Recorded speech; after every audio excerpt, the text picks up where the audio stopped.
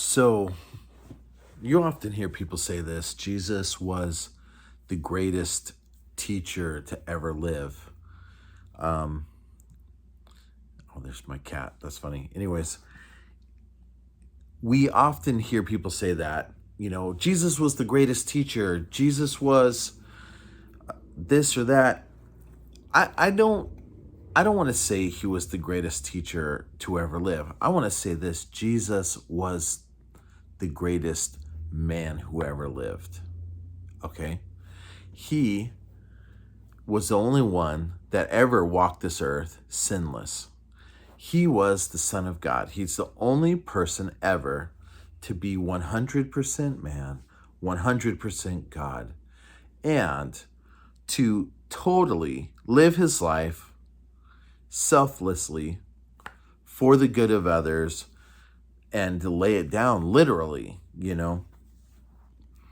Now, this is why I want to say this, because Jesus was more than just a teacher, okay? And I think a lot of people say that, he's pretty good, Jesus, he was a wise man. People say he was wise. He, you know, listen, Jesus, he was the Son of God. He knew what was going on, okay? Now, here's the thing. When Jesus taught, what he taught was brilliant, okay? We still have some of these sermons, entire sermons recorded in the scripture, and they are studied and studied and studied, and they're powerful. They speak powerfully. Now, when Jesus speaks prophetically, it's intense, okay? And I want you to understand something about this. Jesus said this in Matthew 24. There's a lot in Matthew 24. There's a lot to understand about Matthew 24. But he says this in verse 15 of Matthew 24. He says, "When you see the abomination of desolation spoken by the prophet Daniel standing in the holy place, then those in Judea must flee to the mountains." Very interesting. He talks about this abomination of desolation. He talks about a time when somebody would go into the temple and set up, basically defile the temple, defile the holy place of the temple, right? That's what the abomination of desolation is. And he then goes on and he explains it's time to flee, it's time to go. And he's talking really, in this whole passage, this is one thing that a lot of people get wrong. He's talking about the nation of Israel. And he's talking to those Jews of that time particularly. It's very important that we understand that. And the reason I'm talking about this is because for this to happen, okay, and this is going to happen still. This is still future. And for this to happen, there needs to be a temple. There needs to be a temple.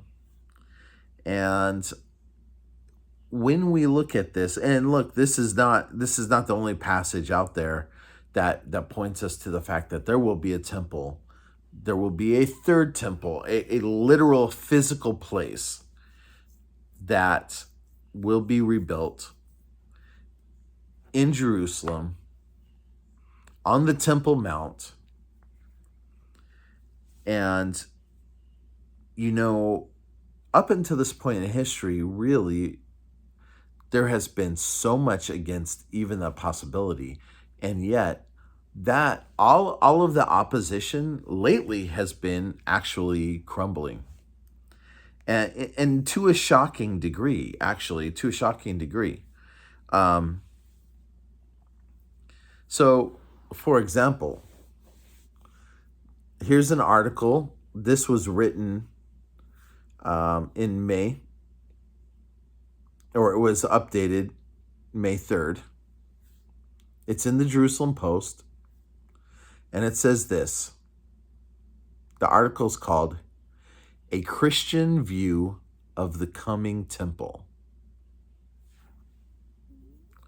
And it's crazy. In the Jerusalem Post, they detail this. They detail the Christian view of the coming temple. And not only do they spell out all of this stuff, they talk about the prophecies in Ezekiel. They talk about future alliance. They talk about the abomination of desolation. They talk about the Antichrist in the Jerusalem Post. It's crazy. Actually, reading it is shocking. Okay? And if that was all that happened, that's pretty actually spectacular. It's pretty amazing. But then you get to these, and this article is not just one, but there are many articles about like this. This is from Israel 365. And this article is called, the title is Jews Begin Building the Third Temple on Israel Independence Day. And it basically says how a rabbi was inspired to do something. And as he says, not just wait for the Messiah to come, but actually work and begin to cut stones. Begin to cut stones. Begin to prepare for the literal building of the temple. And, you know, with this, even when you look at the Abraham Accords, when you look at the things that have happened lately, even in the Muslim community, Saudi Arabia saying, well, you know what? Mecca is really what we're concerned about. You know, the mosque there in Jerusalem, I mean, it's shocking. And these guys are literally preparing. Now, we've had the Temple Institute has been preparing for decades and decades, the implements and all of these things, the golden items, all of the instruments that the temple would need. And now, amongst even the Muslim community, there's a softening. I don't know that they're ready yet, but there's a softening to the idea that the Temple Mount should be where the Jewish temple is. And at the same time, these rabbis and many, this isn't the only significant thing that's happened. That's the thing that's interesting about this. But these rabbis are literally beginning to cut stones.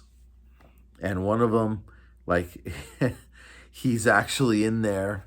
He's got, not only is he cutting stones, he says, like in Nehemiah, he's got a sidearm on while he's working. He's like, this is my sword, just like in the times of Nehemiah. We're working and we have our weapon. And he's doing that. And it's really interesting. But the most significant thing here is that it's moving in this direction. Okay, it's moving in the direction that Bible prophecy has told us about. It spelled it out. It's painted that picture for us over and over and over. The third temple. And it's happening, you know. And it's a really cool thing, actually. Like as I study this and as I look into it, I find myself kind of captivated by this, the idea of this happening.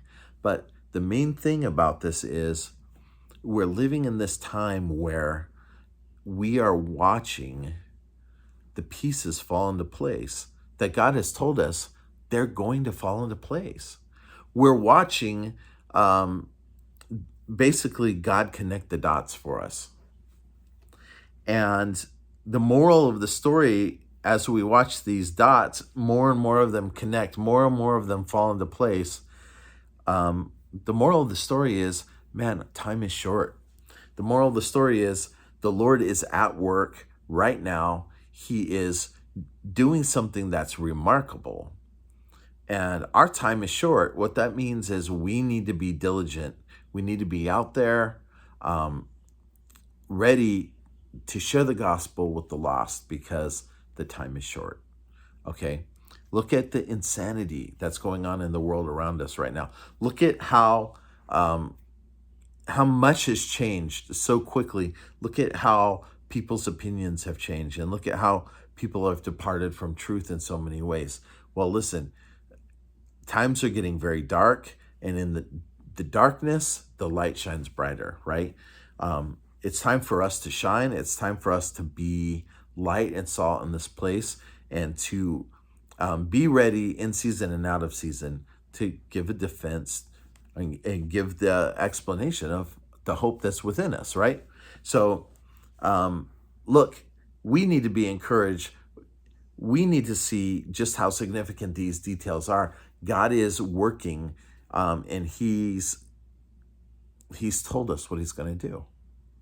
So we just need to put our trust in Him, and we need to live obedience to His word. Okay? And we get to be spectators in this amazing thing. As God works through these world events, we get to see them. We get to spectate. We get to watch. And we get to soak this stuff up and say, man, this is exactly what God said He was going to do. So if you're caught up in the craziness of the world and you're just certain that, well, let's say this.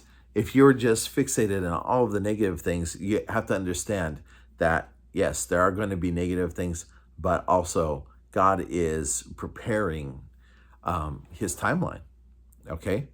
So prepare yourself to be light and salt. Prepare yourself to live for the Lord in this moment and to be a witness to the lost. And may God richly bless you. And also, thanks for watching. I hope that you've subscribed. If not, please do that. Again, always, please leave a comment. May God richly bless you. And I will catch up with you guys tomorrow.